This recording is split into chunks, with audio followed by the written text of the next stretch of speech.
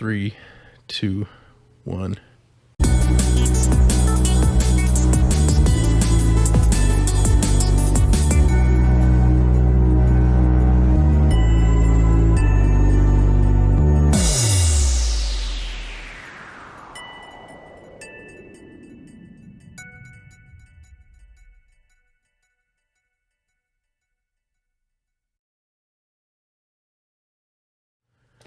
All right, guys, welcome back to another episode of Mofos with a Long Podcast. This episode, Uwe was not able to make it, but I do have a guest with me today. You want to introduce yourself? Yeah, I'm Alex.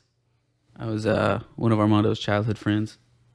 I thought he was my best friend, but he didn't think I was his best friend. But you know, it's for another conversation. Yeah, the whole other conversation we need to have off camera, because apparently people still salty about the years past. But yeah, known this fool since I had memories, bro. Like pretty much. Yeah, diapers, basically. Yeah, but so we go way back, and so last episode we did Belko experiment, Uwe and myself. Today we're going to be talking about the Korean film Train to Busan. Excellent film in my opinion. How did you hear about this movie? So the other day, when you asked me if I wanted to do an episode of the podcast, you said, "What do you have any movies you recommend?" And I was like, "I don't know." And I'd asked one of my friends, and she recommended this one. And like zombie movies generally aren't my thing, but she talked it up, so I was like, "Okay, let's give it a try." So I watched it, and I was actually quite impressed with it. Like it was I don't know, I thought it had good character development for this type of movie, especially some good symbolism and everything in there. Yeah. So I had actually heard about this one. I think it was on Netflix for a while, and so just kind of snooping through Netflix, seeing what all I could watch. I just kind of stumbled upon it, and I was like, I'll give it a shot, just because it was one of those ones that just looked kind of appealing, and I was like, let me get a shot, let me see if it's actually good. And from the first watch through, I really liked it. Kind of like what you were saying, it really focuses a lot on the character development, a lot more than other zombie movies are able to. Just because normally you've got whatever scenario and then another scenario that just doesn't really, it's more action oriented, and this is definitely more leaning towards the drama side. And I don't know if the whole needing to go into it is more of an American style cinema, but this kind of shows the potential to anyone who would approach a zombie thing type project to kind of maybe if you spend a little more time on the character development and not so much the action, you can get there's a good balance to be had. Yeah, so what I mean, because when I heard the name Train to Busan, I had a couple thoughts at first. I was like, oh god, it's gonna be another train movie, because I felt like the train trope has been very overdone in a lot of stuff, and for those of you who don't know what the train trope is, it's usually there's some sort of runaway train. You have to rescue the passengers, or you have to get from the passenger cars to the engine car, or maybe you have to uncouple the passenger cars, or you have to hit some sort of switch to move the runaway train onto a separate track where it's not going to hit something, it's. So I was kind of worried. I was like, I don't know how this is going to go. But then to your point too, because he restricts the plot to such a small area, and it's not scenario after scenario after scenario. Because the plot is so simple, they're able to actually give that time to the characters and kind of flesh out how they act in this world. So I thought that was a nice kind of touch there. Isn't that also way too convenient that these nobodies, these every person people know how to uncouple the cars? They just know, everybody knows how to do that, Well, that's why the guy said during the movie, he was like, hey, uncouple the cars. He's like, we can't do that while and the conductor's like, what are you talking about? And I love that, an added sense of realism. Because like, of course, your thought is like uncouple these cars, but then like the dude's like, it doesn't work like that. Like, so like, thank God. I know like talking about realism in a zombie movie, it's like really what point are you trying to make there? But I think you can still stay grounded in fantastical situations. Yeah, I think you can only suspend so much disbelief, and so the disbelief is on the zombies. It can't be like on everything else in the movie because then it just falls apart. But Right. no, I think and what you were talking about with the characters, just to I guess to start off, and even what you're talking about, like the American type movies, they don't try to explain everything all up front because that's a problem with a lot of American movies. They give you so much exposition to start with, like you just don't care. So this movie gives you an interesting hook, with the zombie stuff at the beginning where they're like they spray some sort of chemical on the plants, or it gets on his plant. What was it? There was a chemical leak, and it got on his crops, and so that transferred to like a deer that he killed, and then the deer is going around, I guess, infecting people. I don't know if the deer's biting people, but Well, I would assume that like more animals and possibly a worker in there would have been fallen prey to the initial infection and then just kind of spread from there. But to your point, I really do like that it doesn't spend too much time on the exposition. Like it gives enough naturally that we need to know about the main character, yeah, Sakwu. Sakwu. Okay, yeah. It kind of like gives us a look into his life so that we know the relationship that he has with his daughter, kind of how society sees him on a everyday basis, and just kind of how he has been taught to view the world through his career and just through his life, without it feeling like it's being spoon fed. And that's something that we've talked about quite a bit on this podcast. But it's just because it's so important and it seems like such a stumbling grounds for a lot of movies, is just how do they fill us in on everything without it seeming unnatural. No, they. I actually really like the director and the screenplay for this because he takes to heart that show don't tell.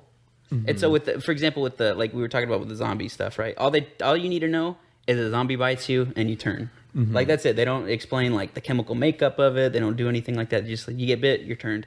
And so with Sakwu, I love the way they introduce him because he's in his office.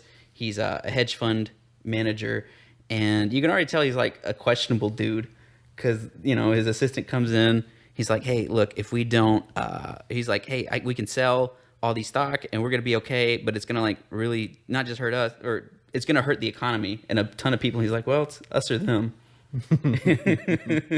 Very true, very true. And so like we start off with this very this person who's very self-centered and like someone we can already tell like right off the bat is going to be into like a self-preservation route, which is a common theme that like goes throughout, is like the trying to find the balance between like only focusing on yourself and then like focusing on others. It seems like that's a common theme throughout the movie, and it kind of shows you characters that fall on like the opposite ends of the spectrum and what their downfalls are, when it comes to like either focusing on yourself too much or like focusing on helping others. Yeah, it's interesting, especially because like he's like that perfect archetype that you think you would want for a zombie movie, like the one where he's gonna push like the women and children down the stairs so he can like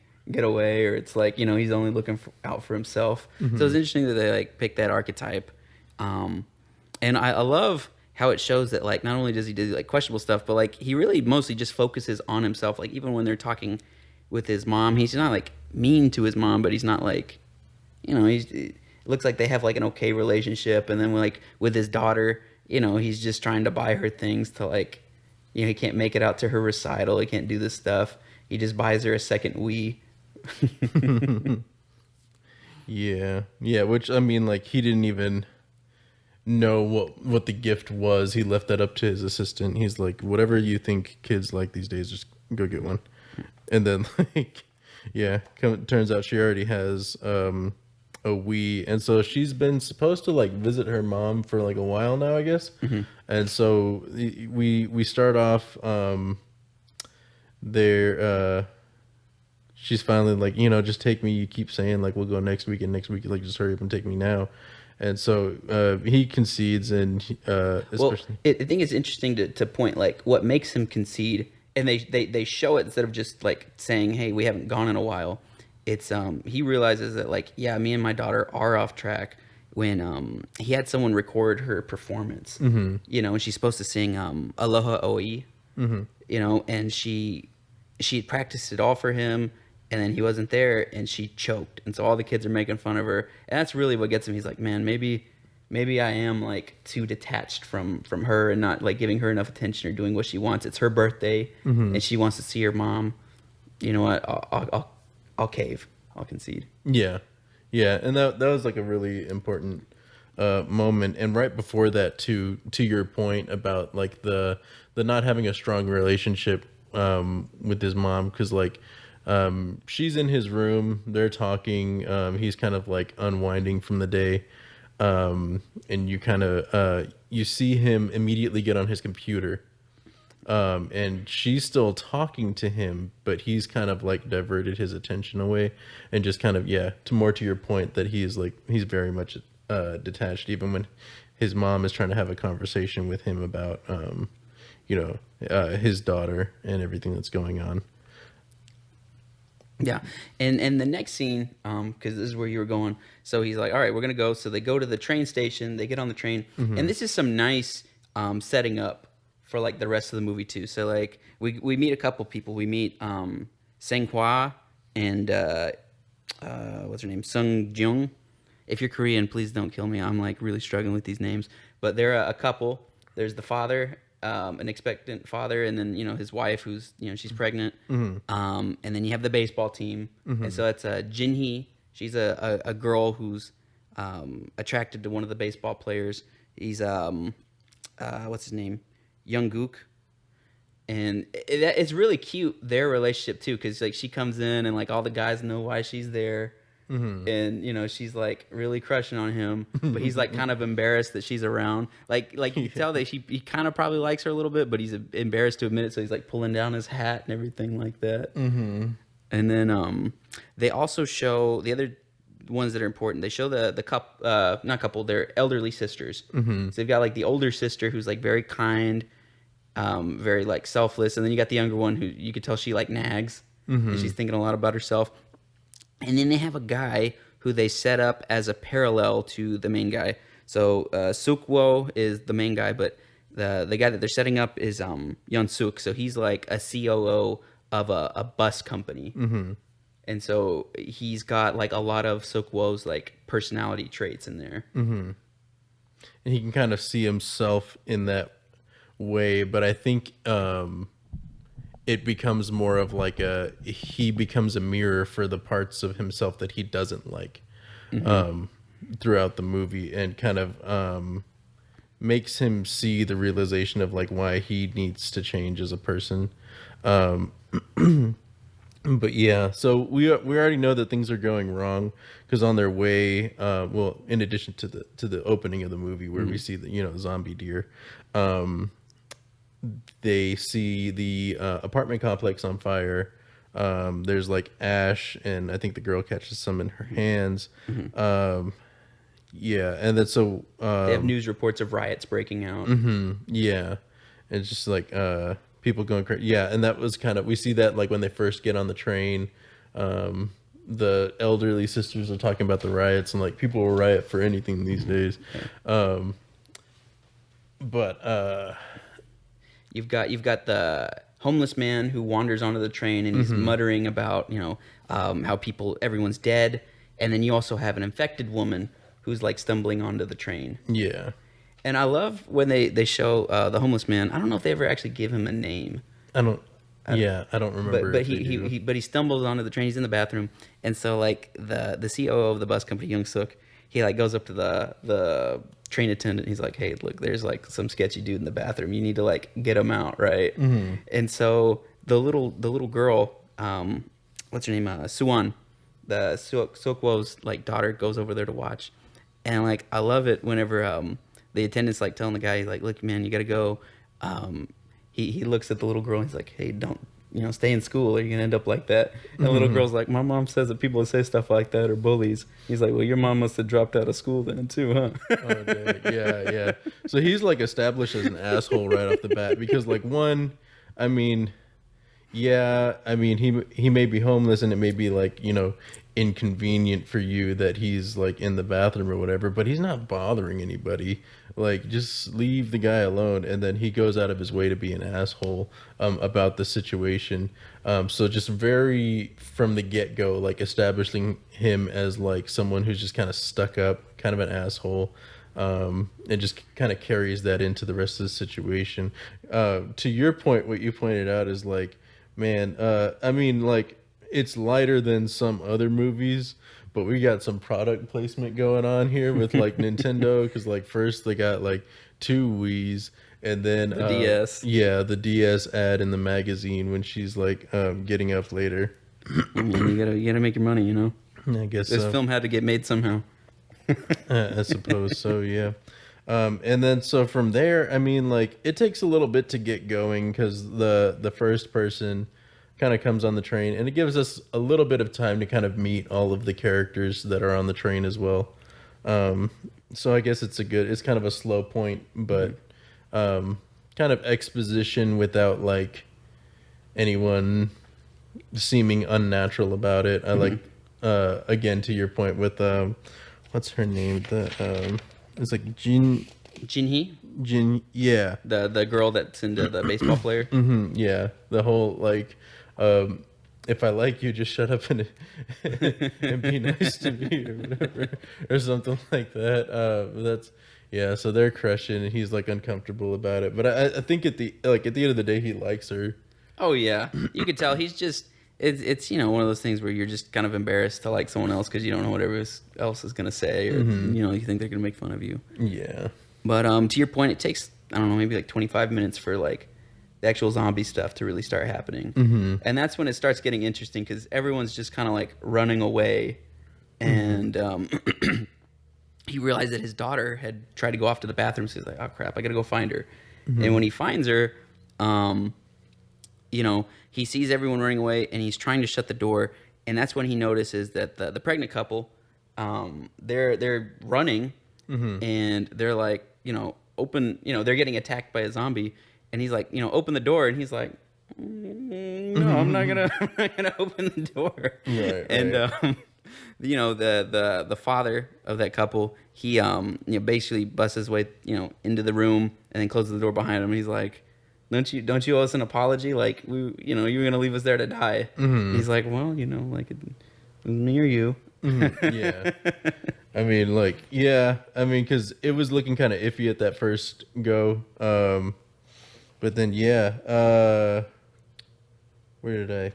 Yeah. So the first victim on the train, I'll say, because we do see the first affected. We see like a minute there for while she's turning in the bathroom. She's kind of like tried to Tourniquet. Yeah, tourniquet on her leg. She keeps like saying she's sorry over again. Then she like goes into convulsions, and the worker Min Ji shows up and calls for medical. Nothing happens. Then that she gets got, and then I don't know, man. Like, if you're already getting got, like, why would you go into the middle of the train where everybody's at? Well, I guess to her point, she doesn't know yet. But still, man. Yeah, I know. She got, and then it just goes downhill from there, like really fast. Like, people don't know what's going on. They don't know that they shouldn't get bit. They're just like freaking out.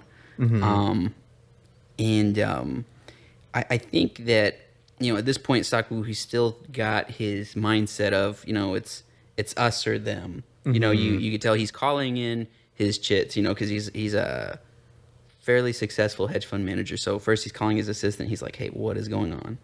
And so they're like, look, this next town that you're coming up to, Daeshong, it is under quarantine, and they're letting him know over quarantine. So then he calls in someone from the military, like one of his friends from the military. He's like, "Hey, what's going on there?" And they're like, "Well, look, they're in quarantine, but like I can only help you if when you guys get there, break off from like the group. They're gonna go to the main plaza. You guys go to the East Plaza." So he's still in that mindset of like, it's us or them, which is totally the opposite of his daughter, because like you can see how nice she is while all this stuff's going on. Like she's giving up her seat for the elderly women, and his dad's like, "What are you doing? It's us or them. Like stop." Yeah, yeah. So we kind of see that dynamic that like her mom has kind of taught her to be more kind of like have everybody in mind, and her dad is kind of more just like to the nature of his job, kind of like more out for himself. So we see that dynamic. We do get introduced to the couple like in a kind of like more calm state. We get introduced. We know that they call their baby Sleepy because the dad hadn't like named her yet. We got to see a little bit of like some found footage YouTube things going on. So we kind of get a glimpse at what's going on in the outside world, which like the CG, I'm not gonna harp on it too much, just because like it's You could tell it's CG. yeah, but it's also not like terrible. And what year? I forget what year this movie came out. It's 2016. So, okay, yeah. I mean, so that's like 5 years ago. We've gotten a little bit better since then. The point of it wasn't like the huge action scenes, though. Like to your point, it's not like Dawn of the Dead. It's more about the drama that went behind it. So like I give the CG a pass. So the Infected. What's your preference on zombies? Are you more of like a slow zombie, fast zombie? Do you like the horde hive mind thing going on, or like? Oh, that's a tough one. Because like I like The Last of Us, where like a lot of them are like slow and they're really not like that tough individually. It's more of them just kind of overwhelming you. But in this one, even like single zombies by themselves were like really big threats. Like they were like taking to town, like the baseball team's going to town on these guys with their baseball bats, and like these things aren't even like batting an eye, man. Like they're real tough. And like I don't know, it's common zombie lore that like the head trauma is the way to go, but it seems like it definitely takes a lot to take these down. So it's like I don't know if we even get to see if like the head trauma is the way to go with these zombies. I don't even think we see any that like go down in the movie. Yeah. Which kind of makes them even more terrifying, because like you can't permanently put them down. I mean, they show one fall out of a helicopter and it gets back up and it runs some dude down. I was like, ooh. Yeah, I mean, because you think like, okay, if it fell off the helicopter, that's like game over. But like, no, they just keep going.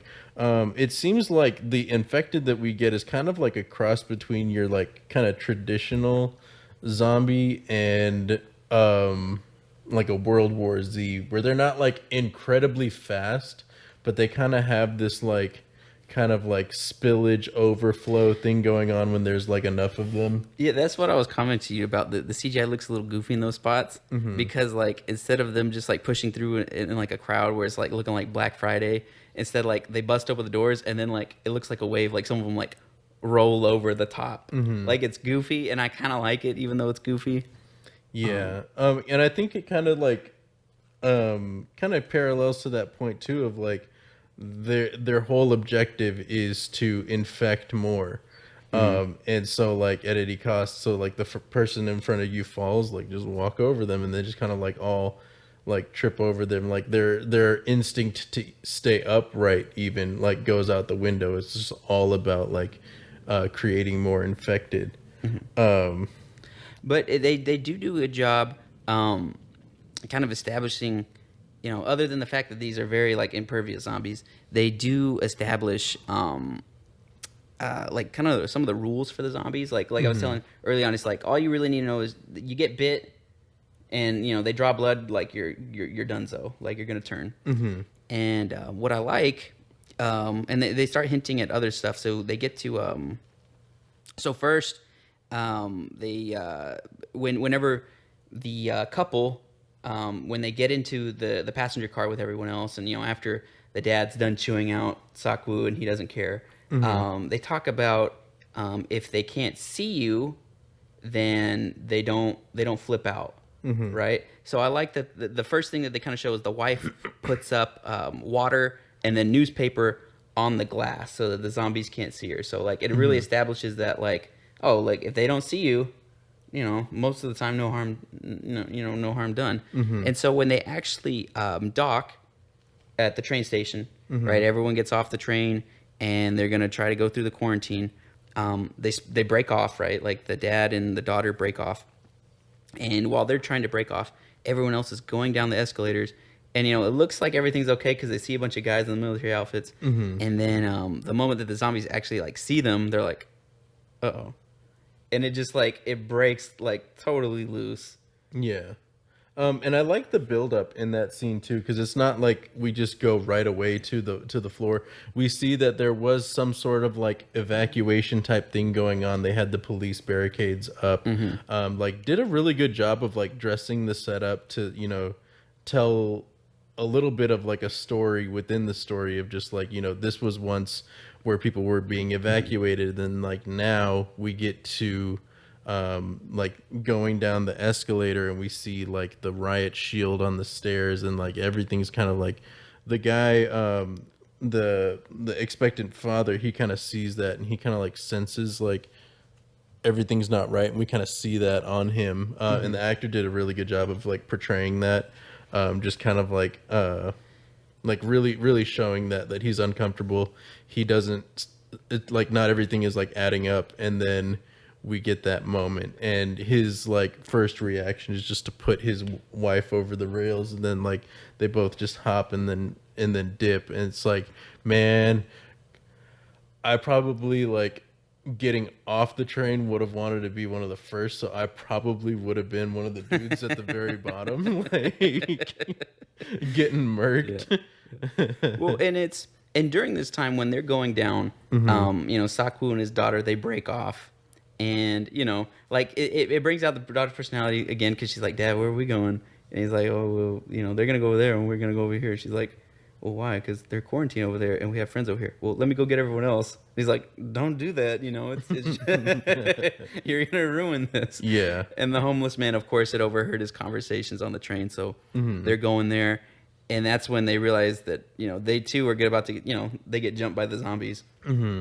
And this was, for me, was a really big turning point in the movie, because like up until now, Sakwu had very much had that thought where he's like, okay, I'm out for me, and in this case on the train, I'm out for my daughter, and everyone else, you know, they're on their own.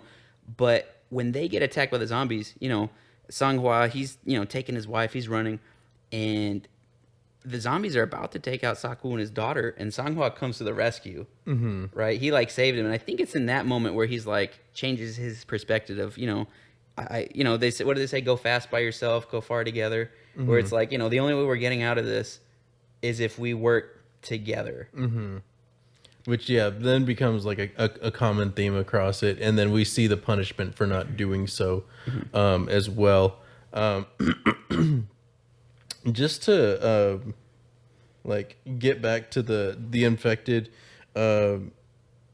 just zombies in general have always like fascinated me, just because like the idea of it is it's basically, it's what a virus does internally to a person, but on the macro, you know. And it's so interesting for me to watch, because it's like this is exactly how nature works, and this must have like been influenced by like you know, just like your average everyday virus, and if you think about each person as like one of the cells in your body, like this is what's kind of, and it's interesting that we're talking about a zombie movie, you know, in the age of like, I guess we're not necessarily post plague just yet, but but we're coming to a close on it. So very, I guess a very interesting watch for right now. And then there's actually like some newer zombie movies coming out too, and I'm just like kind of capitalizing on this whole thing right now. Yeah, you know what I mean? everyone's fears and stuff. Yeah, no, and I think it's a good thing in this movie that he doesn't explain like everything about like, you know, do they handle all the zombies, like what's happening to them, what, you know, they're just showing like the family's trying to get away. That's it. It's just like pure survival. So I like that, and I do like the train station scene because, like I was saying, one, it changes, day one, or Saku's perspective, but it also allows the script to kind of shake things up a little bit instead of it just being the pure, runaway train. Because at that point, they did save everyone in there, and it's not like, oh, now we got to make it back to the engine room. They got off the train, and they have to reboard it really fast, and so now they're shaken up. Yeah, and it felt more organic. It wasn't contrived. And it creates like more of a sense of terror, I think, because the choice that they're given is either to take their chances staying in that train station, which we see is like definitely not the way to go. There's way too many of them there. Or to board the train that you were just on, knowing that there's cars on cars full of infected. And so no matter what you choose, you're going to be in a situation that you're going to be around infected, and they go with like the safer option. Yeah, it's like the train was their source of like danger, but it's also like their only way out, which was nice. They're not just trying to like stop the runaway. They're like, well, we got to make it through. Like we, so that was a nice touch there. Which can't have been like an easy decision, but it's a decision they had to make nonetheless. But yeah, and then we see a lot more of that teamwork you were talking about, just that that kind of looking out for someone else, and then we even see it looks like Sokka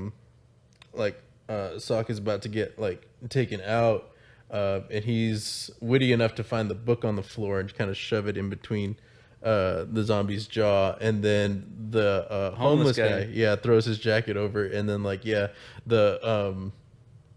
the zombie just kind of like right away just kind of like freezes up. Freezes up, exactly. So like you take away their vision, and all of a sudden they're kind of useless. We learn later that when their vision's kind of out, you can do things with sound, but for the most part, they're vision oriented. So yeah, we do get to learn a little bit about the rules of these zombies, which is really good. One thing that I'll say is that for a movie that takes place on such a you would think that you wouldn't be able to get great shots with it's a majority confined of the movie. Space. Exactly. So it's like, where would you put the camera? Where would you put the lighting? But like somehow they made it work, and the train shots, like it almost like adds to the story, because you as the viewer kind of feel closed in with them, just because you feel that that sense of being in a confined space with something that's so dangerous that like you want to distance yourself as much as you can, but you're like right in it with them. Yeah, it's they have less tight shots in the train station, when they're running away. So like your point, like the homeless man saves them, Sanghua saves them. They're trying to run back to the train, and like the baseball team gets got, except for our boy, what's his name, Younggook and Jinhee. They make it out, but everyone gets separated, and so I do like it when they get back on the train, because you're right, like they have those tight shots again, and like the action's real close. And I thought it was interesting the groups that they get broken up into, right? Because you have like a group that the train's taking off. He's like the rich guy, Yun Suk. He's like yelling at the conductor. He's like, "You got to get this moving." He's like, "But not everyone's here." He's like, "It don't matter, we're leaving." And so the train's going, so they're having to like do that thing where you run on the train while it's moving. But you have like the main group of survivors that's in like car 15 in the back. Then you've got the pregnant wife, what's her name, Sung Young, with Suwon, the daughter, and the two elderly ladies, and the homeless man that are in a bathroom, like in car like 13, more or less. Yeah. And then the three guys. So you've got the baseball guy, Younggook. You've got Sokwu, and then Sanghua, who all get onto, what is it, car 9, I think. And so, yeah, like from that moment on, like the action really picks up, and I like how you can tell that Saku's changed, because he gets a call from his wife. She's like, "Look, we're in the bathroom on like 13. Come get us!" Like they're screaming, and Saku looks over and he's like, we're gonna do this, and like he's like, are you really gonna go through there? He's like, yeah, we're gonna do this. Mm-hmm.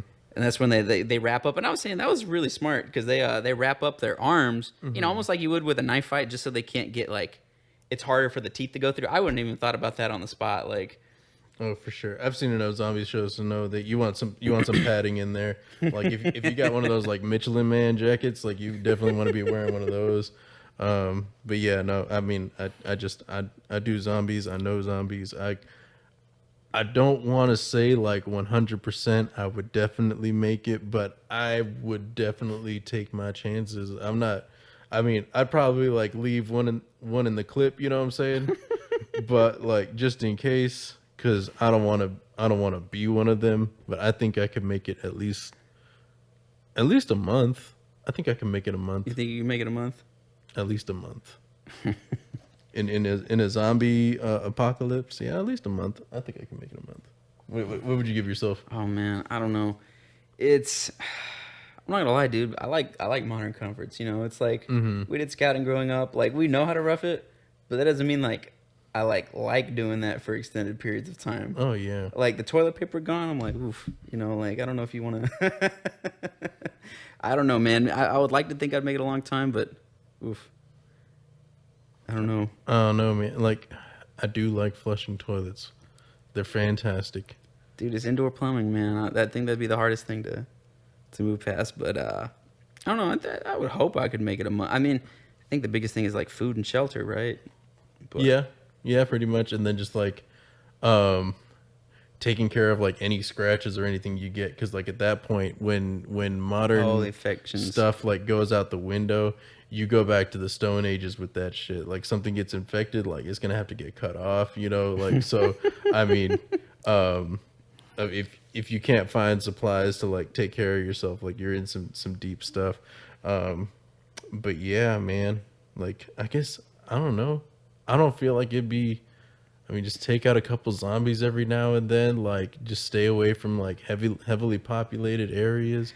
You get to reconnect with nature, go back and like actually shit in the woods. Well, that's the big thing though. Like with this movie show, because it starts in Seoul, Korea, right? Mm-hmm. And so like, if you start in those populated areas, like that first day, 2 days, it's gonna be a total mess. Mm-hmm. Like once you get past that, your chances start going up a lot. But. Mm-hmm.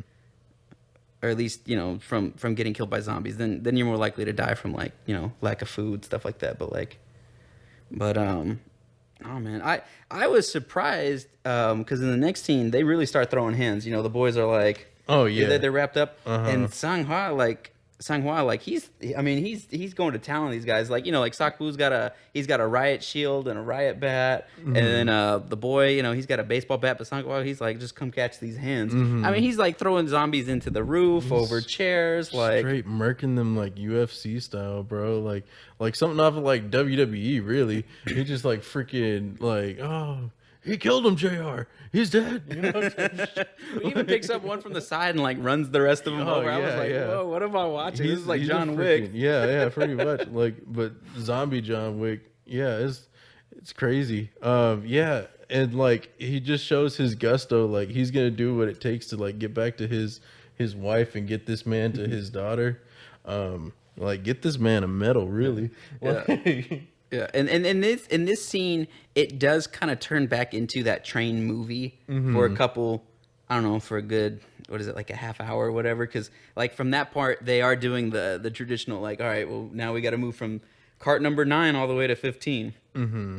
But it is interesting because at that point, they play with the zombie mechanics, right? Mm-hmm. So like that first room, they just clear a couple zombies out. They're like, all right, yeah, we're good. Next room they get to, and it's the baseball boys. Yeah, that was and you just see the difficulty like on I can't think of his name. It's Jungkook. Okay, so like this guy he is like really having trouble because it's his boys. He doesn't swing at all. Yeah, he can't. It's like very hard for him to get through it.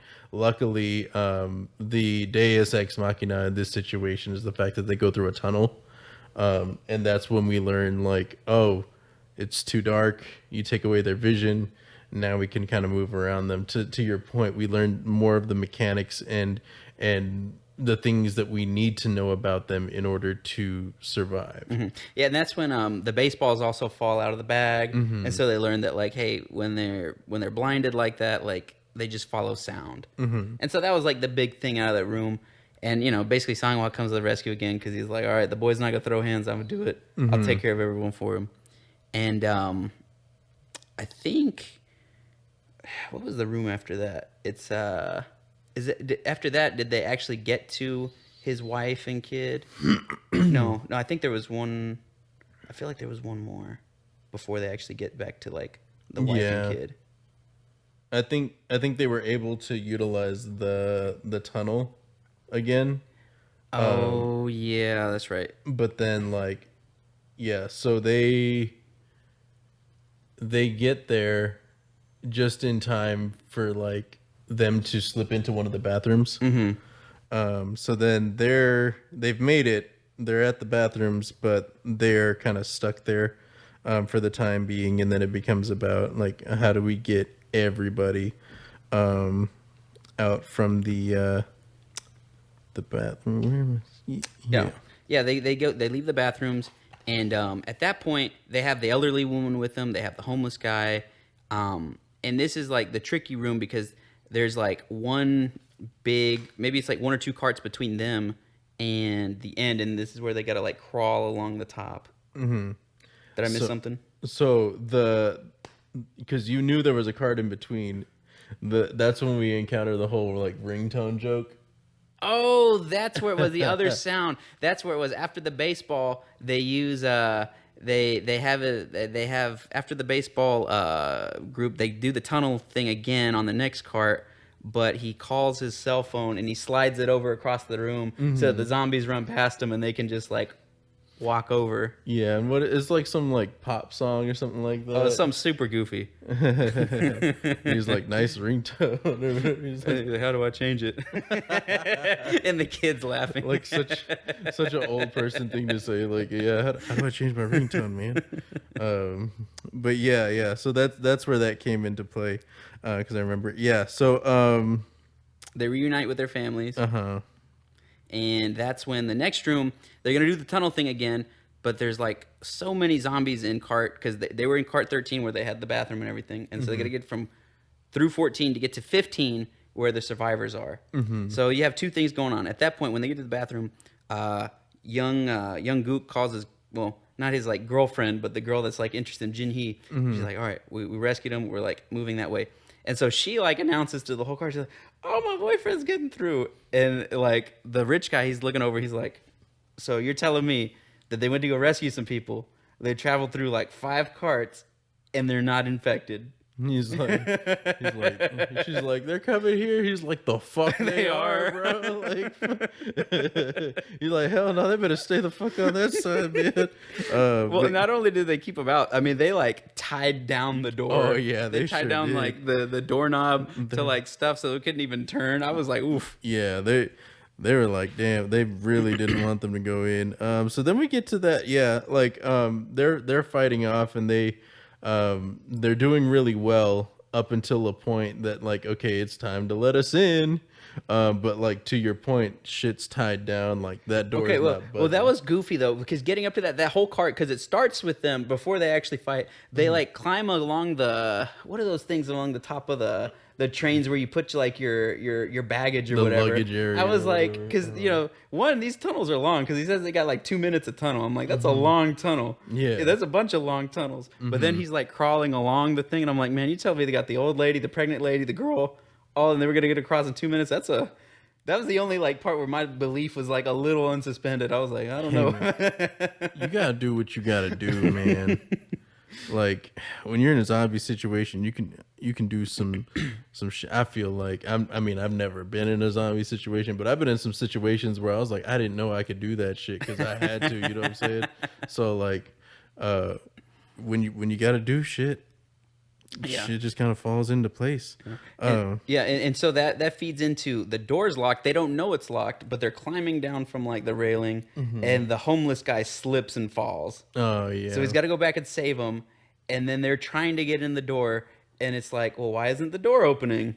and they don't know it's locked. So like the teen starts going at it with the baseball bat. It breaks open, and as he's trying to climb through that one, they close the next door on him. And this is like, you're like, someone's not getting out of this room alive. Yeah, and it's fucking it's just a mess of like all this shit, because like, so they have the whole thing where so it's not that one just yet then, because they're trying to hold off the horde, because they're just coming, and it's to that point where like they've got to start making smart decisions to make sure that if not the whole of their group survives, that at least a good amount of them do. Well, yeah, it happens at the same time, because you've got Sung Hwa, who's the father of the expected wife, who's like trying to close the door, and you've got Sung Wook, who's like helping him try to like beat the zombies back. And at the other end, you got the teen who's like trying to break into that room. And so like he broke one door, and he's like trying to get through the other door, and they slam it on his arm. So he's like trying to hold it back or open it up. And like the rest of the guys from that room are like trying to close it on him. So they're like, okay, we can't keep both. We're not getting in one way. We're not closing the other one. Like, it's when the tough decisions got to be made. Yeah. And then so, that's when unfortunately we see the demise of Sung Hwa. Sung Hwa. Yeah. He gets bitten, so we know he's done, and he knows he's done. So he kind of is like, at this point, tells Suck to look out for his wife, and then get his kid and get out of there. And so he's hesitant to leave him, tells him he's sorry, and then finally does. Gives his wife the baby name. Oh, You're like, It was like Yoon Sun Yun. Yeah, Sun Yung Sun or something like that. And then he goes out like a total Chad, picks up one of the zombies, puts it sideways, like runs them all over. Oh yeah. Yeah, like does a really good job of like holding them off. Like, that's the guy you want. If someone's gonna stay behind and like make sure y'all get out okay, that's the dude you want, because like, dude did the job. And he's like, even as he's turning, he's like turning just so that he can give them like every second that they can get. It's like, damn, this fool was like a G to the end, really. And so with all that, they're finally able to slip into the cart. Well, you forget. So as they're slipping into the cart, because remember, so it's Sukwoo, the homeless man, the wife, the daughter, and who's behind him? Hwang Sa is like sacrificed herself, and the old lady Il Sin. Oh, she's like struggling to make it to the door, and they look back. The zombies catch up to her, and she just says no. Oh yeah, she's not gonna make it. So then she gets got, so they could get away. Yeah, and then so they get in. And then they're all pissed off, so he starts fucking decking that COO, which, like, of course I would too, man. That fool would have been dead a long time ago. Like, I would have killed him for so many deaths. Yeah, I would have killed him in front of everybody, bro, and say like, you want to pull some shit like that? This is what's gonna happen to you. Well, then he starts saying he's infected. Yeah, we gotta boot him out. We gotta do stuff that they're infected. Yeah. So they can't stay there. It's obvious. And then, what's her name? Jin Hee. Yeah. She decides to go off with the group because she doesn't want to leave her mans behind. Yeah. So the people in the cart basically voted him off. They're like, look, you can't stay in this cart because we think that you're infected. So they push him into like the next cart. Voted off the island. Yeah. And Survivor style. And in that moment, like, I love the karma. Because the sister, the naggy older sister, or the naggy like elderly woman, she's like the younger sister of the elderly woman that was just sacrificed for them. She like finally realized that like her sister's been like doing all this stuff for other people, and she's been so selfish her whole life. So she's like, you know what? I'll see you soon. So she opens up the door. The zombies come in, and it's like this divine retribution. It felt so good in that moment. Yeah, and kind of to the point that I was making at the beginning of the movie. I think because we kind of see that it has to be a balance of like when you're taking care of yourself just as a person, not just in a zombie situation. I think it's a metaphor for like life. that you kind of have to do this balancing act of like caring for yourself and then also caring for others. We've seen the asshole COO, and he is only out for himself, and we see the dangers of like that kind of person in society. And then to her sister's point, and maybe even to if you want to take it as far as saying like Sang-hwa kind of falls victim to this of like looking out for others to a fault. That like they kind of get swept up in it too. Not that they were bad people, definitely not. There's a balance in like self-care and then, altruism, where you got to find like it's not good for, because I've learned this the hard way in my life, where it's like, I was too much looking after myself, and then I went the other way where it was like, you're not assertive for like what you want and you think it's good, but that's not really good for anybody if you don't go after anything that you want, Yeah, definitely a balance. And I think that's one of the themes that like rings throughout the entire movie. And it's a very interesting way to do it, to choose a zombie movie to kind of like bring that theme into.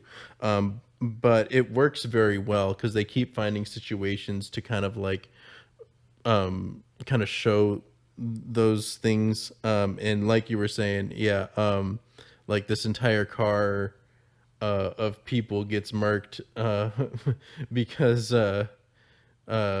you just kind of like as karma for like kicking the group out and for their kind of selfish actions. Yeah, and we were talking about this, like, what would I have done in that like, I would like to believe that I wouldn't be one of the people on the cart that would like keep other people out. But it's so, one of the great things about this, I think this movie works so well with that discussion because it's so primal. Right? Like, it's like survival, it's not like about like housing or about like fixing the economy, it's just, how do I survive? And so people are making those tough decisions. Well, do I think I can really help him, or do I have a better chance if I use him as bait?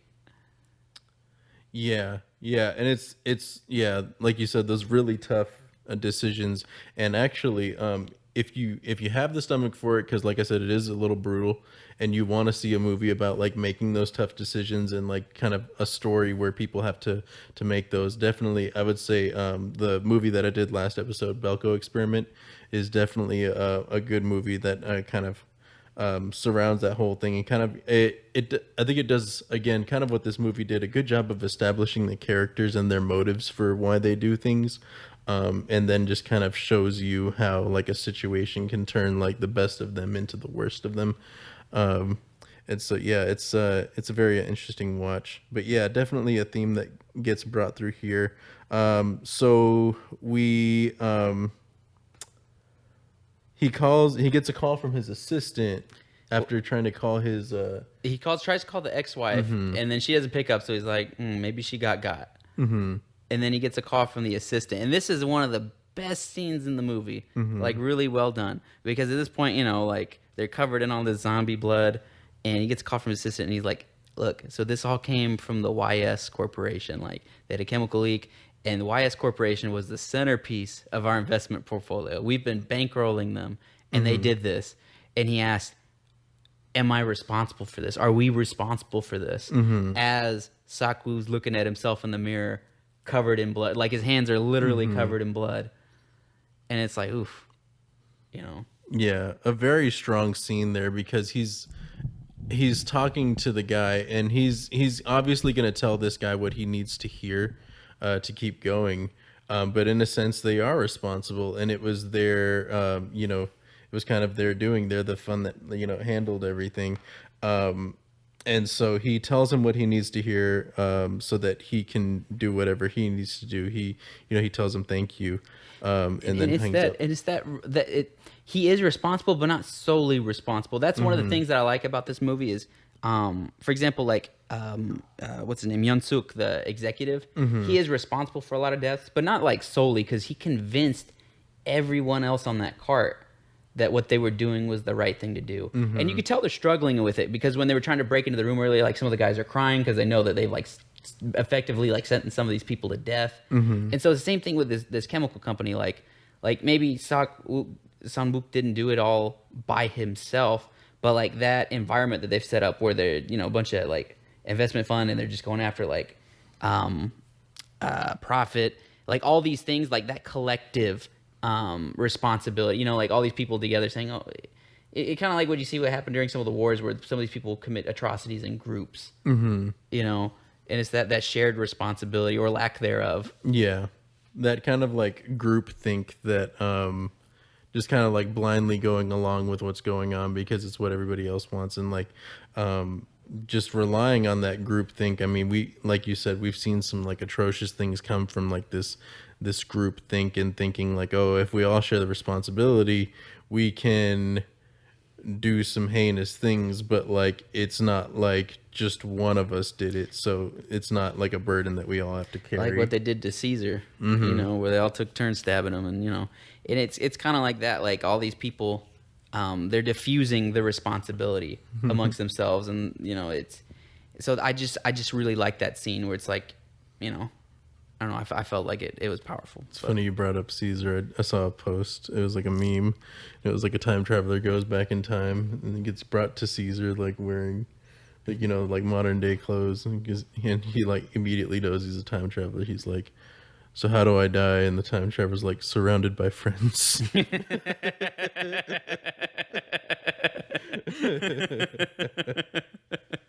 But yeah, yeah. So like you were saying, yeah, just like really a really good job of like exploring the human psyche, human emotions, like the tendencies to look out for oneself, the tendencies to look out for others.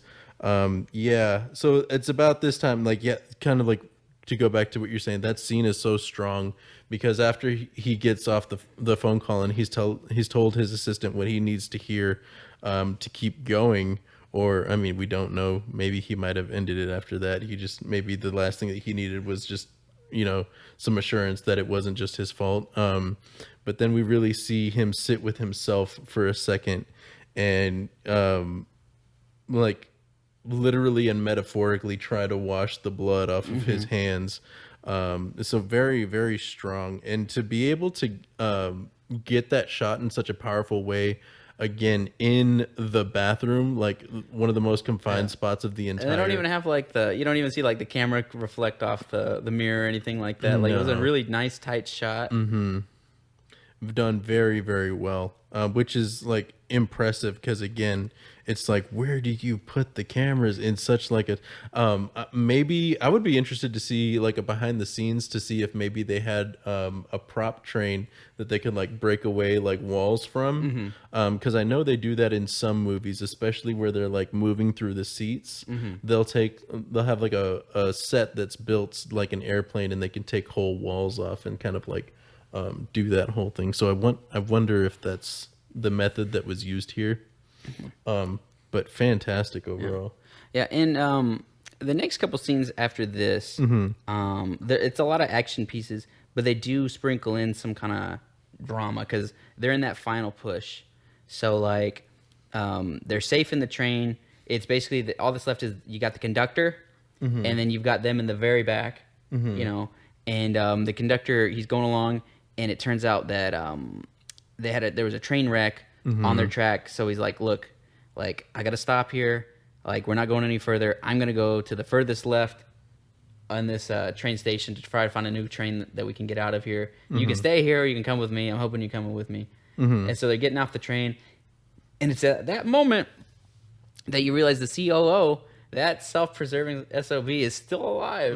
He's in the bathroom with the attendant, the train attendant, and he looks out the door. He's like, all right. He sees some zombies there, and he looks back in, and he's like, coast is clear.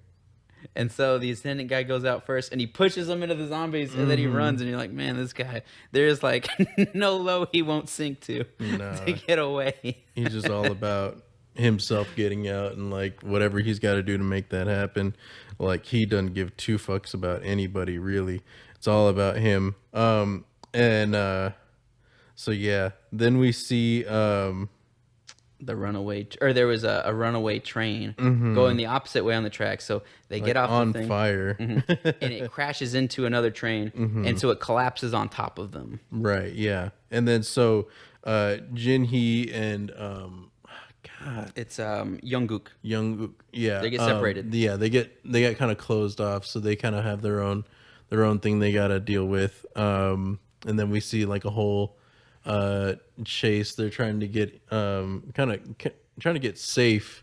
And then we see the COO come in and kind of ruin that, and he is the cause of Jin Hee's demise.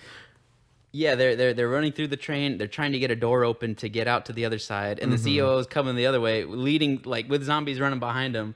And as the boy almost gets the door open, he grabs the girl and throws her into the zombies. And I was like, I was like, man, that's another low. Yeah, it's just like this asshole like knows no bounds, man. Just like whatever goes. It's so like, I mean, kind of to your point, because this is kind of actually an interesting episode, because most of the time, me and Uwe will watch the movie separately, and we won't discuss anything about it until we finally come to filming day. So this is kind of the first time that I've watched the movie with somebody, and then came to discuss it like immediately after watching it. So yeah, kind of like to what you were talking about while we were watching it. I would have killed that fool on the spot, man. Like if the girl that I care about is like now turning because you just threw her to a horde, man.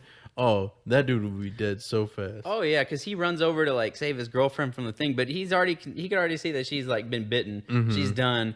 I would have killed the dude because he was like beating it open with the emergency.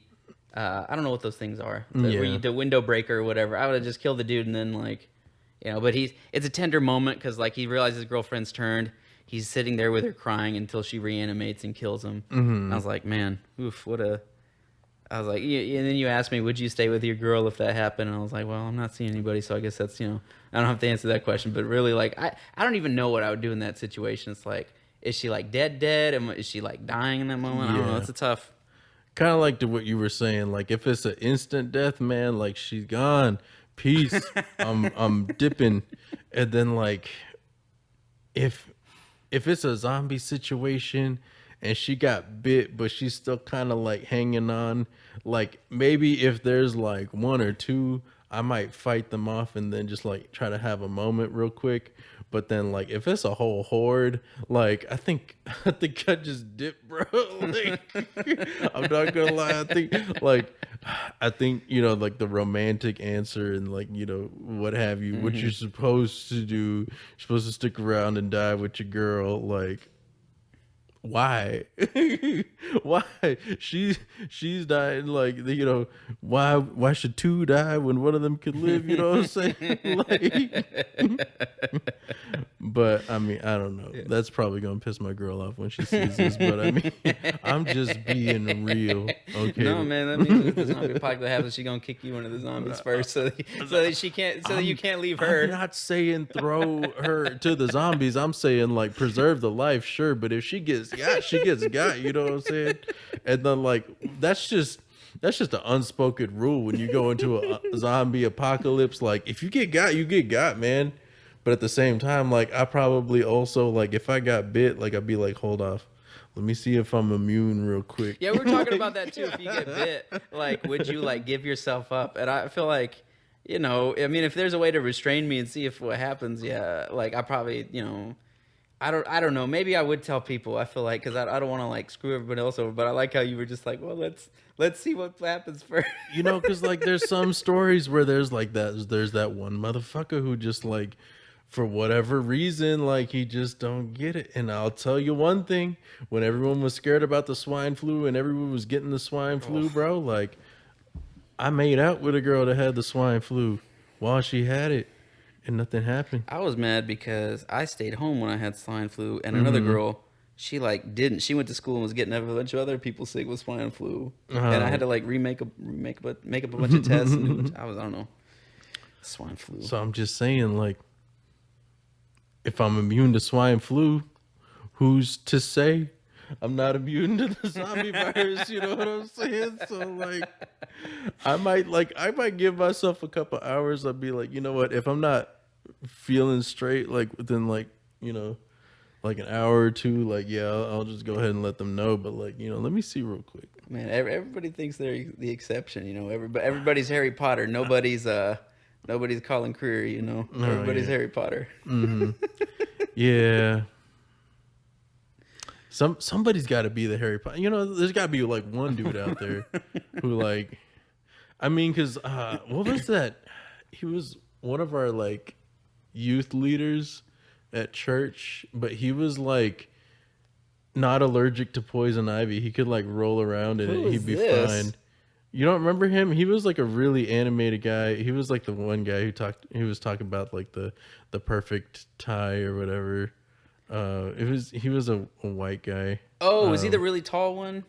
He wasn't like super tall, but he was like always like really energetic. He like always like had a lot of energy. He What had about like Chris? Was he bald? I don't think he was No, okay, no. bald, but he Or had not short bald, hair for short sure. Hair, short hair. Yeah, Yeah. short hair, I mean. Like a buzz. Yeah. Anyways. You know what I'm talking about? Yeah. I think I do. But yeah, I don't so know if you want to name names. my and point stuff, like- being, that yeah, he like out of like everyone I know, he's probably like the only person I've ever met that like can roll around in poison ivy and nothing happens to him. You know what I'm saying? So someone has to be immune to Someone this. out there has to be immune. And why not give myself just a few minutes to see if that motherfucker's me? You know what I'm saying? Like, okay, so this movie, it seems like they turn pretty fast. So we don't have hours to figure this shit out. We got minutes. Yeah. So, like, I mean, if I feel it coming on, I'll just be like, hey, yo, I'm infected, about to turn, you know, like, you know, or some shit, you know, like, I don't know. But, like, but yeah, I'll give myself like a few minutes and be like, oh, let's see how we're feeling. Yeah. Well, then, so let's see. We left off. Yeah. So the boy and the girl died, and so everyone else got stuck under a train. Mm-hmm. And so they're crawling out, and the old man basically sacrifices himself, the homeless man, so that the others can like crawl out and get away. And that's when the conductor finds a working train where it's just the train car or the engine car itself. So he's taken off. It's going. I guess he's going slow enough for everyone to run up onto that thing.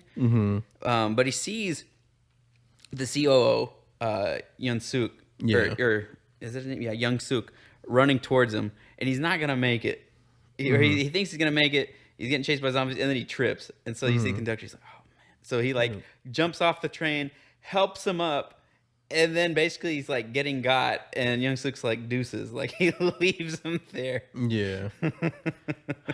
So, like, I don't know. I feel like just typical zombie lore.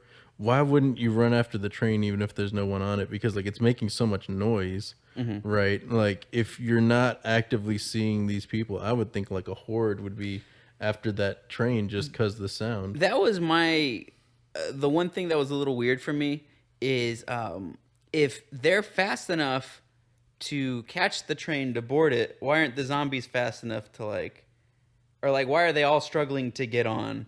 You know what I mean? Like you see the zombies run up and grab the train, and they're just being like dragged behind. You know, I mean, maybe they're not dexterous enough to like really. I guess they show them struggling over doorknobs later in the movie, so maybe they don't really get how to like pull themselves up. I think that's a stretch. Yeah, but that, yeah, it was a little bit of a stretch. It creates there. a good moment of tension. I'll say that. That's the purpose it serves. But yeah, to your point, it's a little ridiculous when we've seen the great feats that these zombies can like. They spill over each other, and to say that like like they're gonna get stuck at like. I thought they were gonna drag the train down. There were so many of them like tacked on there. I was like, oh. I mean, you definitely see it. Like the wheels are like sparking. They're like the engine is struggling to go because there's just so many of them like hanging on. Yeah. Oh, but I guess we forgot to say that Sakwu, the pregnant woman, and his daughter Suwon all get on the train, along with the conductor not the conductor, Young Suk, who's there in like he's in hiding in the thing because like they finally get on, and then all these motherfuckers are trying to like pull it off, and then like he is kicking them and shit like that. He finally gets all of them off. And it's just those four on the train. Yeah. Well, it's just those three, and then he reveals himself. Yeah, and then he's like, he doesn't even know he's turned just yet, which is like interesting.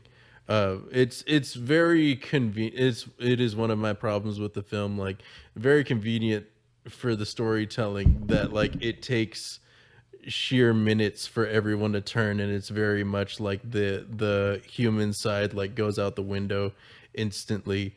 But this guy, we get to like see him kind of like, no, I'm not turned. I'm like, I guess it didn't bother me as much because like he comes out, his eyes are cloudy and everything, and he's like hallucinating, right? He says like, "Somebody help me, please get me to my mom." Like I don't know, he's like reciting his address, like almost like he's reverted back to a kid. And I guess it doesn't bother me as much because this man has been just about self-preservation above everything else. So it's like even his body hasn't like accepted that he's turning yet, it's like his mind, like it's still like hanging on a little bit, and then once he points it out, he's like, "You've been bitten," then like the mind actually has to like accept that, no, I've been turned, like I'm done. Yeah, and even like emotionally, he doesn't accept it for a second. He's just kind of like, no, that can't be. And I guess to their point, like we do see it's not the only instance we see of that. Again with Sanghua, we do see him being able to hold off turning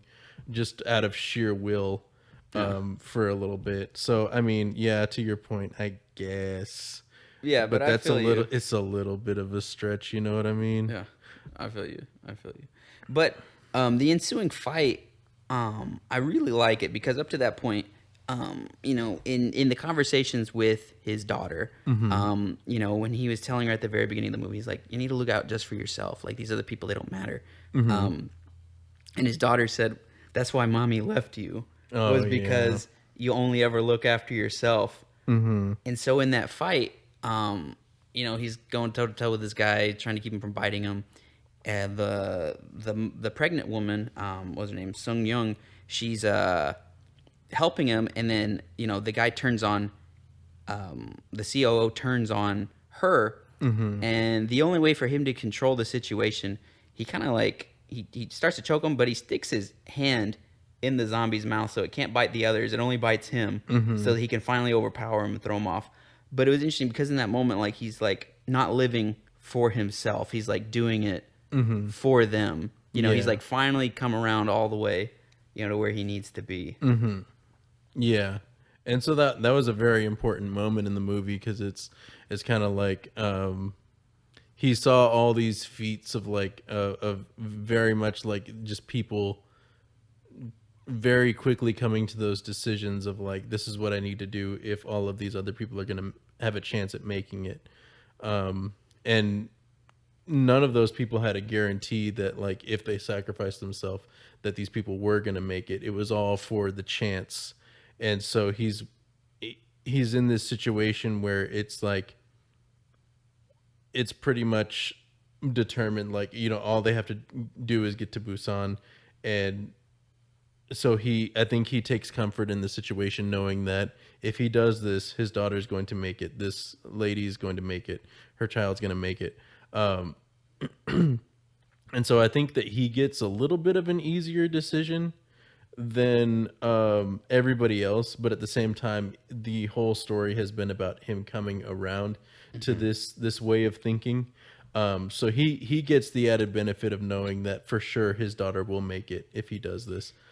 Yeah, and it's a pretty thing. I mean, it's hard. You see him crying. They're talking, but like in his last moments, he's thinking of his daughter, and he's able to jump off that train, to sacrifice himself. Yeah, and I thought it was interesting. We talked right after the movie a little bit, how that him and the CEO are running these parallel like lives, basically, right? And because of like Sangwa's intervention, he kind of changes, and he like sees that we're only get through this together. We were talking about it. If they had cooperated all together from the beginning, like think about like how many less of them would have died, right? Sure. Like if they had all gone together as a group, if he knew that they were going to be quarantined, they stuck together. If when they got back on the train, if he hadn't like shut them, if he hadn't like locked the door so they couldn't get in, because they already showed the zombies couldn't manipulate door handles, like, right? And then when they got off, if they'd worked together instead of, like throwing them one by one until there was no one left, like, because at the end, only two of them make it out. Like, right. Yeah. Yeah, to your point, like, yeah, I think definitely, if these people would have worked together, like more of them could have survived. But I think that's overall like the message is just kind of like that be there for people when they need it. And don't focus so much on like what it's taking out of you. But to a point as well, like because like I said, Yeah. you can go too far, to where it's to a fault, and then that can ultimately become your demise. So yeah, again, running theme of the movie, I like that, just in case, because I mean the average person's never been around, um, a Zombies and stuff. well a train, Oh yeah. to operate it, and like even he doesn't know. He's like, I think this is the break. You get somewhere safe, like pull that one. That's my best guess. And then yeah, get to safety. What do you think of the last scene? So like they get away, and the train tracks kind of come to an end because they're barricaded. So Suwon and what's her name? It's Sung Gyung. They get off the train and they're walking, and they make it basically to Busan, and the military is gonna like shoot them They're about to get murked. Yeah, because they can't like determine if they're zombies or living. And the Yeah. little girl sings "Aloha Ole," the song that she was trying to sing for her father. At the Yeah. end. What do you think? Do you think there was like symbolism there, and like her singing? I think it does a good job of doing many things. I think it's like one, she kind of like she promised her dad that they would like, or her dad promised that they would sing it together. He wasn't able to fulfill that promise because he, made the decision to make a sacrifice to ensure that they would make it. So she's kind of like, I think she's singing it for him as far as like her motivation, for it. But then it also ties us back to the beginning of the story, that like she's gone through so much and she's seen the character change in her father, and kind of like now that she's seen that her father was there for her when she needed it, like she's able to finish the song without him being there. She's kind of like, kind of in a way showing you symbolically that she's gotten the lesson that she needed to out of him, to like then I guess kind of become the person that she needs to, and that she aspires to be one that does a good job of like kind of watching out for herself as well as others. Yeah. Oh, that's a nice take on it. Yeah, and I thought that the song added like a very somber kind of tone to the very end of like the movie. Very sad, but I think a good resolution overall.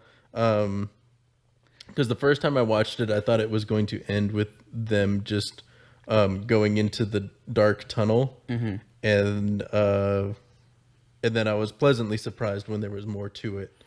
Yeah, it's nice to know that it's less nihilistic, because you see that the fruits of all those efforts, at least two of the, I don't know if worthy, but two of the good people actually get out, like it's not as depressing as if they had all died, Right. It's not like watching that Titanic where it's like, well, they're all, everyone's gone, Yeah. That, oh man, Titanic was sad. Yeah, I mean, but like also like, are you really gonna kill off a pregnant lady? You know what I mean? What was that one movie, The Circle? Oh yeah, yeah. That was pretty messed up. Oh, and then he convinces the kid to kill herself too. That movie was, and that's another interesting movie. I might have to do that one on the podcast because they did so much with so little. Yeah. For that movie, like I'm not saying it didn't cost a lot to make the set. It might have cost a pretty penny, but like for there only being like basically one set throughout the entirety of the movie, they did a good job. But yeah, kind of the same kind of tone, making those tough decisions and stuff like that.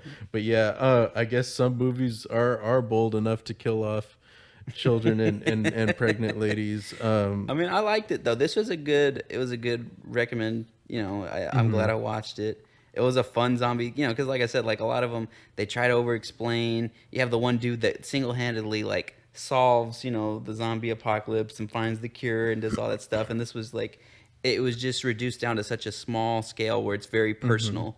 Like the ties felt personal, the stakes were very personal.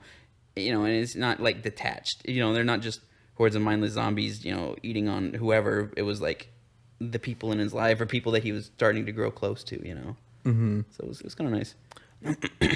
So I know I've talked about it quite a bit, but I just it's very impressive just how well the camera angles were done, and just really capturing all of the characters' emotions, just being able to tell so much in such a confined space and everything. It was fantastic work. The only thing that I would say is I think if I was in charge of color correction and color grading, I might have made the colors pop out a little more in post. Not that it really took away from the movie, just like It felt like a Marvel movie when you watch them, and like all the colors are like very desaturated and stuff. yeah, yeah. And kind of like, I guess, I don't know, my eye is more like pulled to the like when color grading is done to make color pop. I actually color graded the not Bel- I'm still working on Belko, and I will color grade it when I get done. But I color graded what's it called, when we did Oh Brother Where Art Thou. Yeah. I did like the action choreography and the movement on the cameras too. So like to your point, the shots were good, and then what they actually did, like it didn't feel like crazy over the top action. It just, or like it was too choreographed or anything. It felt nice and natural. Like at least I liked it. Well, the zombies felt a little weird, but like the actual.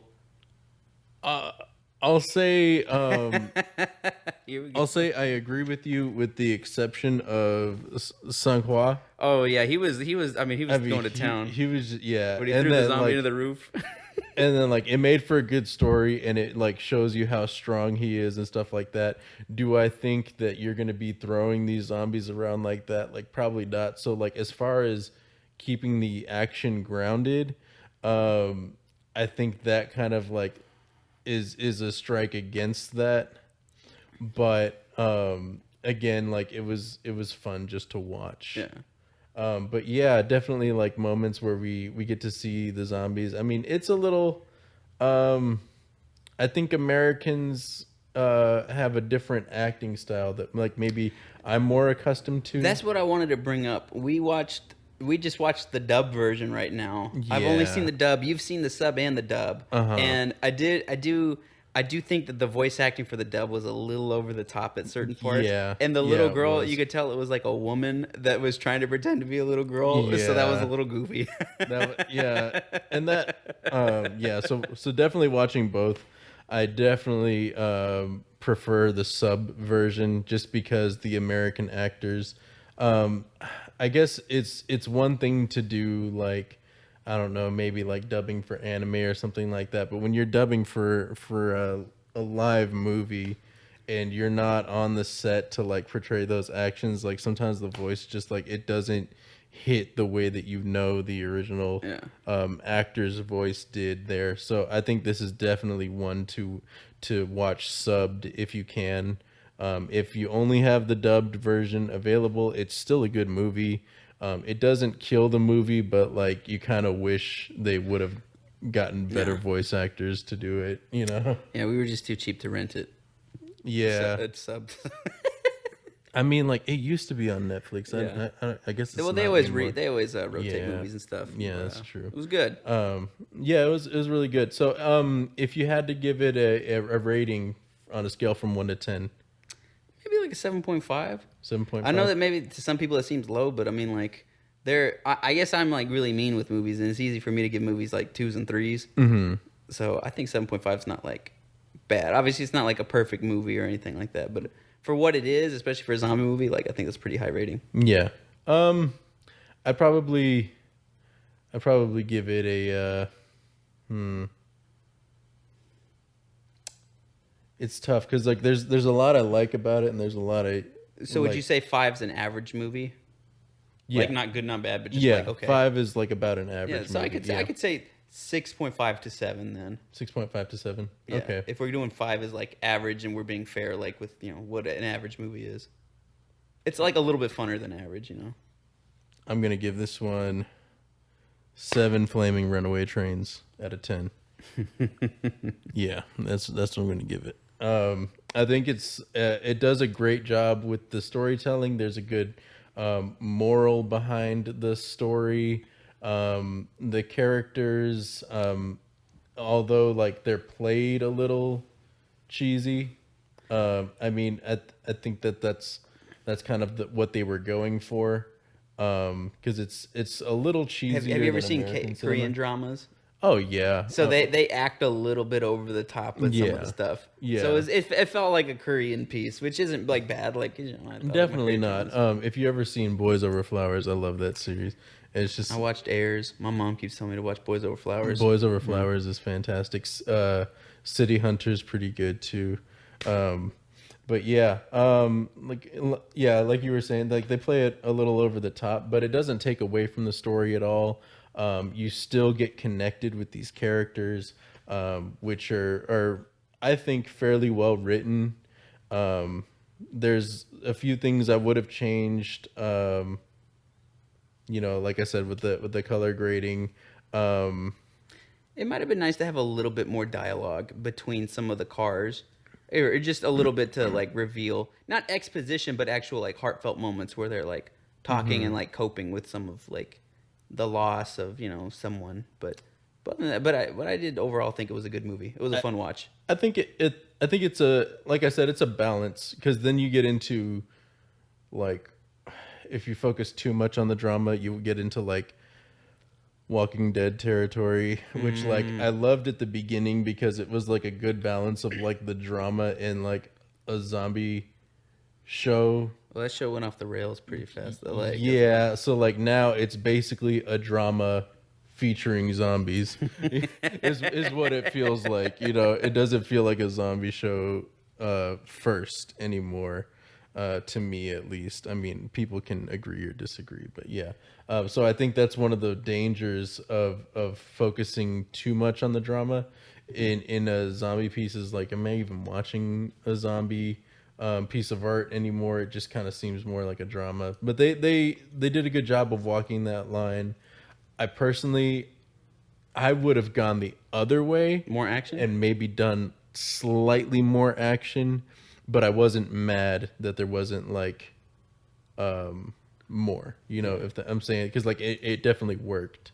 I was just surprised and pleasantly pleased that it wasn't just like the whole movie was going to be them moving from the passengers to the engine room, because that's what I was thinking at the very beginning. I was like, oh man, what are they going to do? Is it going to be like Sword Art Online, where like when you watch Sword Art Online, you're expecting it's going to be about them clearing every 100 floors, and you're expecting to see them like do that, and then they flip it on its head. It's like, oh no, they don't have to do that in all. Yeah. They're going to be 100 episodes for 100 floors. Right. But yeah, no. Overall, very well done. Do we know who the director is and what other works he's done? I don't know who it is off the top of my head. Okay. You did mention. Well, one of the actors, the boy, the baseball player, Young Gook. I don't know the actor's name, but he was in Okja and in Parasite. I've seen Okja. I haven't seen Parasite just yet, but I keep hearing amazing things about it. So I'll definitely give that one a watch at some point. But yeah, any last thoughts to kind of throw out there? No, just let us know if you ever want me to come back, and we'll have to think of some movies. I've been thinking about The Incredibles, man. Oh, I yeah. think it's a good one. I don't know if we've done Any Pixar or Disney or anything? any animated in general yet.